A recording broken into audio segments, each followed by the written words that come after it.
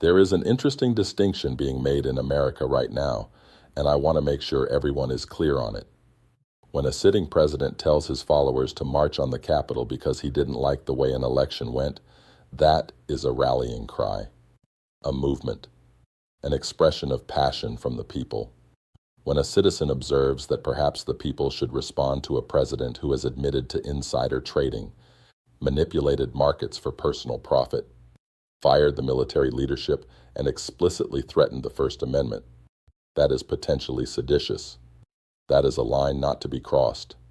That is the kind of thing that gets noted. Same castle.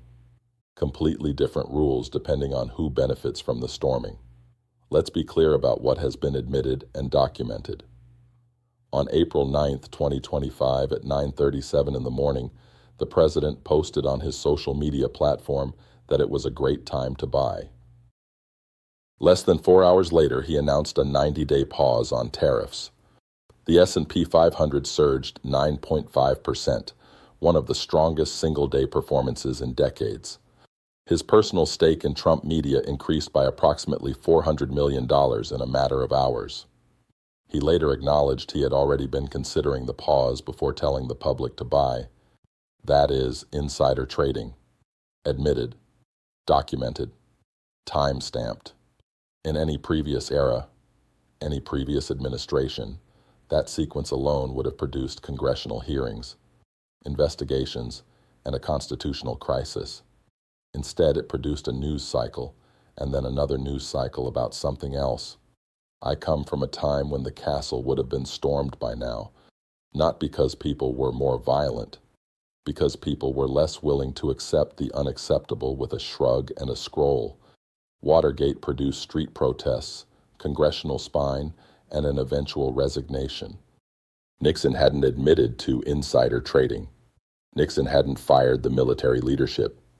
Nixon hadn't threatened citizens with sedition for political commentary he disagreed with.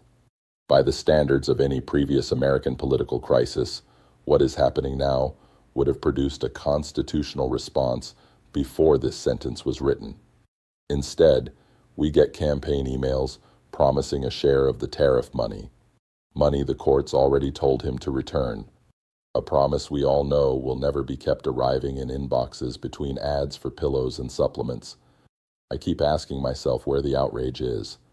Not the content outrage, the carefully calibrated social media kind that generates engagement and never quite becomes action, because action has costs and content has revenue. The real kind. The kind that shows up in person and doesn't leave until something changes. And then I remember, sheep don't storm castles. They stand in the field and wait to be shorn. Again and again and again. Occasionally complaining to each other about the cold. Occasionally sharing a strongly worded post about the shearer's technique. Then they get turned into shepherd's pie. The First Amendment is still technically standing.